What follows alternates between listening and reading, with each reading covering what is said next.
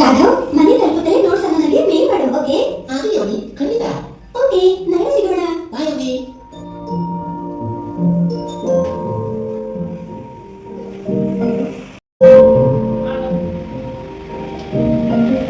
ನಿನ್ನ ಕ್ಲಾಸ್ ಹೇಗಿತ್ತು? ಕ್ಲಾಸ್ ಚೆನ್ನಾಗಿತ್ತು ಅಪ್ಪ. ಅಪ್ಪ, ನಿಮ್ಮ ಕೈಯಲ್ಲಿ ಏನದು? ನಾನು ನೋಡಬಹುದಾ? ಅರೆ, ಇದೊಂದು ಪ್ಯಾಂಪ್ಲೆಟ್ ಅವನಿ, ತಗೋ ನೋಡು. ಈ ಮಹಿಳೆ ಎಷ್ಟು ಸುಂದರವಾಗಿ ಕಾಣಿಸ್ತಿದ್ದಾರೆ. ಈ ಮಹಿಳೆ ಎಷ್ಟು ಸುಂದರವಾಗಿ ಹೇಗೆ ಕಾಣಿಸ್ತಾಳೆ? ಬಹುಶಃ ನಾನು ಈ ನಂಬರ್ಗೆ ಕಾಲ್ ಮಾಡಬೇಕು. ನಾನು ಕೂಡ ಬೆಳ್ಳಗೆ ಮತ್ತು ಸುಂದರವಾಗಿ ಕಾಣಿಸ್ಬೇಕು.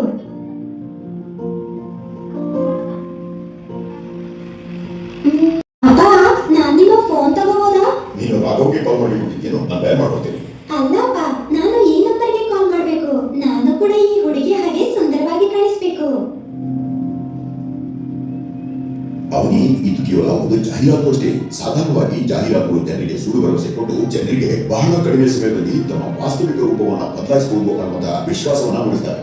ಹೌದು, ಇದು ಸರಿ. ಕೆಲ ದಿನಗಳ ಹಿಂದೆ ನಮ್ಮ ಪಕ್ಕದ ಮನೆಯ ಹುಡುಗ ಸಾಮಾಜಿಕ ಜಾಲತಾಣದಲ್ಲಿ ಯಾವುದೋ ಪ್ರೋಟೀನ್ ಡ್ರಿಂಕ್ ಕುಡಿಯುವುದರಿಂದ ಎತ್ತರ ಜಾಸ್ತಿ ಆಗುತ್ತೆ ಎಂಬ ಜಾಹೀರಾತು ನೋಡಿದ್ದ. ಅವನ ಮನೆಯವರು ಬಹಳಷ್ಟು ಹಣ ಖರ್ಚು ಮಾಡಿ ಅವನಿಗಾಗಿ ಖರೀದಿ ಮಾಡಿದ್ರು. ಆದರೆ ಎತ್ತರ ನಿಮ್ಮ ಜೀನ್ಸ್ ಮತ್ತು ಹಾರ್ಮೋನ್ ಮೇಲೆ ಅವಲಂಬಿಸಿದೆ, ಪ್ರೋಟೀನ್ ಡ್ರಿಂಕ್ಸ್ ನಿಂದಲ್ಲ. ಈ ಬ್ರೂಷರ್ ಮತ್ತು ಪ್ಯಾಂಪ್ಲೆಟ್ಗಳು ಕೆಲವು ಸಮಯ ಆಕರ್ಷಕ ಪ್ರಸ್ತಾವಗಳನ್ನು ಕೊಡ್ತಾರೆ. ಆದರೆ ನಾವು ಅವುಗಳ ಮೇಲೆ ವಿಶ್ವಾಸ ಮಾಡುವ ಮೊದಲು ಕೊಟ್ಟಿರುವ ವಿಚಾರಗಳ ಪ್ರಾಮಾಣಿಕತೆಯನ್ನು ಪರಿಶೀಲಿಸಬೇಕು. ಅವನಿ, ಸುಂದರತೆಯು ನಮ್ಮನ್ನು ನಾವು ನೋಡುವಂತಹ ರೀತಿಯಲ್ಲೇ ಇರುತ್ತೆ. ನೀನು ಹೇಗಿದ್ದೀಯೋ ಹಾಗೆ ಬಹಳ ಸುಂದರವಾಗಿದೆಯಾ. ಧನ್ಯವಾದ ಅಪ್ಪ ಅಮ್ಮ. ಈ ವಿಷಯವನ್ನು ಸ್ನೇಹಿತರಿಗೂ ತಿಳಿಸ್ತೀನಿ.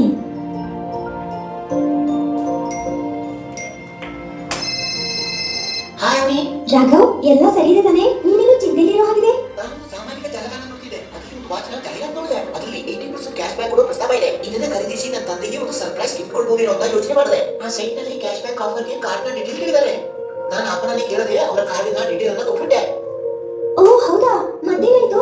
ಡೀಟೇಲ್ ಕೊಟ್ಟ ತಕ್ಷಣ ಆ ಪೇಜ್ ರೀಲೋಡ್ ಆಗೋದಕ್ಕೆ ಪ್ರಾರಂಭ ಆಯ್ತು. ಈ ಆಫರ್ ಅಮಾನ್ಯವಾಗಿದೆ ಅಂತ ಸಂದೇಶ ಬಂತು. ನನಗೆ ಚಿಂತೆ ಆಗಿದೆ. ಅವರು ಅದನ್ನ ಬ್ಯಾಂಕ್ ಡೀಟೇಲ್ ದುರುಪಯೋಗ ಮಾಡ್ಕೊಂಡ್ರೆ ನಾನು ಏನ್ ಮಾಡೋದು? ಇದು ಬಹಳ ಅಪಾಯಕಾರಿ ರಾಘವ್. ದಯವಿಟ್ಟು ನಿನ್ನ ಅಪ್ಪ ಅಮ್ಮನ ಹತ್ರ ಮಾತಾಡು. ಅವರು ಖಂಡಿತವಾಗ್ಲೂ ಇದರ ಬಗ್ಗೆ ಕ್ರಮ ತೆಗೆದುಕೊಳ್ತಾರೆ. ಹೌದಮ್ಮ, ಏನಾಯ್ತು? ನೀನು ಯಾವಾಗ್ಲೂ ಫೋನ್ ನಲ್ಲಿ ಬಿಸಿ ಇರ್ತಿ, ಮತ್ತೆ ಬಹಳ ಕಡಿಮೆ ಮಾತಾಡ್ತಿ. ಅಮ್ಮ, ನಾನು ಈ ವಿಷಯ ಹೇಳಬೇಕಾಗಿದೆ. ನನಗನ್ಸುತ್ತೆ ನನ್ನಿಂದ ತಪ್ಪಾಗಿದೆ. ಏನಾಯ್ತು ರಾಘವ್? ನಾನು ಅಪ್ಪನಿಗೆ ಬರ್ತ್ಡೇಗೆ ಒಂದು ಸರ್ಪ್ರೈಸ್ ಆಗಿ ಕೊಡೋದಕ್ಕಿಂತ ವಾಚ್ ಅನ್ನ ಆನ್ಲೈನ್ ಖರೀದಿಸೋ ಪ್ರಯತ್ನ ಮಾಡಿದ್ದೆ. ಸೈಟ್ ಕಾರ್ಡಿನ ಡೀಟೇಲ್ ಕೇಳಿದಾಗ ನಾನು ಅಪ್ಪನ ಕಾರ್ಡ್ ಡೀಟೇಲ್ ಅನ್ನ ಅವ್ರ ಹತ್ರ ಕೇಳದೆ ಕೊಟ್ಟುಬಿಟ್ಟೆ. ಕನ್ಫರ್ಮೇಶನ್ ಮಾಡದೇನೆ ಸೈಟ್ ಕ್ರಾಶ್ ಆಗೋಯ್ತು.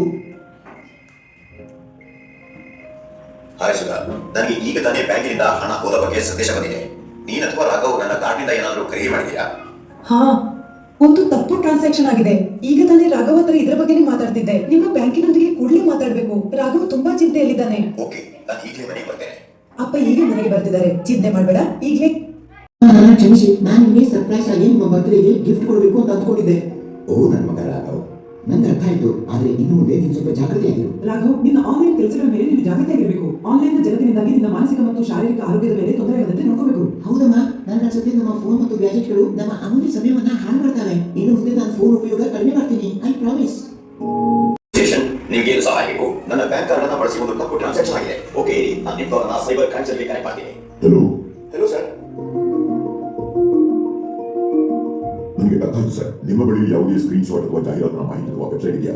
ಇದ್ರೆ ದಯವಿಟ್ಟು ನಮ್ಮ ಶೇರ್ ಮಾಡ್ತೀವಿ. ನಿಮಗೆ ಯಾವುದೇ ಅನುಚಿತ ಸಂದೇಶ, ಬೆದರಿಕೆ ಸಂದೇಶ ಅಥವಾ ತಪ್ಪು ಆಫರ್ಗಳು ಬಂದ್ರೆ ಪೊಲೀಸರಿಗೆ ನೀವು ದೂರು ಕೊಡೋದಕ್ಕೆ ಮಾತ್ರ ಖಂಡಿತ ಹಿಂಜರಿಬೇಡಿ. ಸರ್, ನಿಮ್ಮ ಸಲಹೆಗಾಗಿ ಧನ್ಯವಾದಗಳು. ಇದರಿಂದ ತುಂಬಾ ಉಪಕಾರ ಆಯಿತು.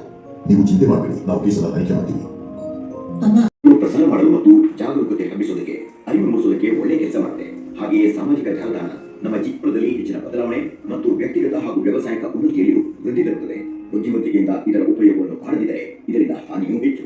ಸಾಮಾಜಿಕ ಜಾಲತಾಣದಿಂದ ನಮ್ಮ ಯುವಕರ ಮತ್ತು ಅವರ ಸ್ನೇಹಿತರ ಕುಟುಂಬದ ಜೊತೆಗಿನ ಸಂಬಂಧವನ್ನು ಕಡಿಮೆ ಮಾಡುತ್ತದೆ. ಅದರಿಂದಾಗಿ ಎದುರು ಮಾತನಾಡದೆ ಒಟ್ಟಿಯಾಗಿರುವ ಭಾವನೆಯೂ ಬೆಳೆಯುತ್ತದೆ. ಸಾಮಾಜಿಕ ಜಾಲತಾಣದಲ್ಲಿ ಸೈಬರ್ನ ಬೆದರಿಕೆ ಮತ್ತು ಸ್ಕ್ಯಾಮ್ಗಳ ಬಹಳಷ್ಟು ಘಟನೆಗಳು ನಡೆದಿವೆ. ಆದ್ದರಿಂದ ನಮಗೆ ಸಿಗುವ ಮಾಹಿತಿಗಳ ಪ್ರಾಮಾಣಿಕತೆಯನ್ನು ಪರಿಶೀಲಿಸಿಕೊಳ್ಳಬೇಕು ಮತ್ತು ಇಂಟರ್ನೆಟ್ ನಲ್ಲಿ ಸುರಕ್ಷಿತವಾಗಿರಬೇಕು.